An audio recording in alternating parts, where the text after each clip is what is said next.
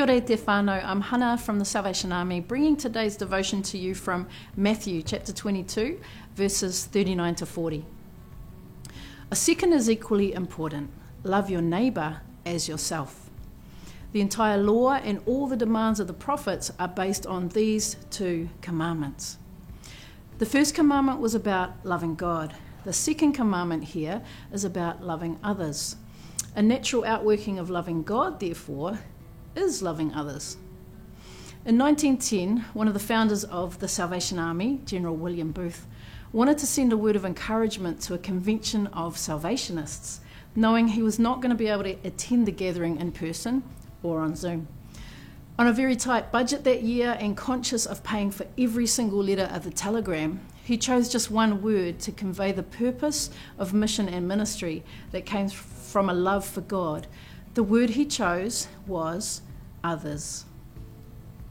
In the chaos and conflict that we are constantly being confronted with in these days, in our homes, in our schools, our churches, our communities, and right across the world, it may be tempting to try and put a limit on who others should include. Especially when we're tired, stretched, and busy, how can we possibly respond to everything that is going on? In Luke 10, Jesus shares the parable of the Good Samaritan, tied to this understanding of who we should consider our neighbour to be. The surprise and perhaps even the scandal is that the man who was robbed and wounded in that story was eventually helped by someone who was actually quite the way down the social pecking order.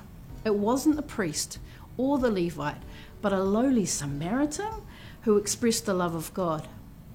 We see the crossing paths of two people who maybe weren't usually in close proximity to each other, but who became part of each other's story as aroha is shared from one to another.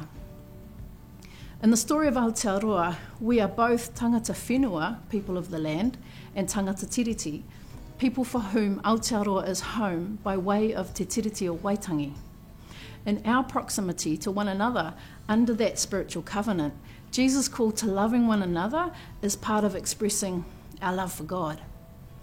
I believe we're in a season right now where, in the midst of chaos and conflict in some of the most unexpected places and by some of the most unexpected people, the love of God is flowing.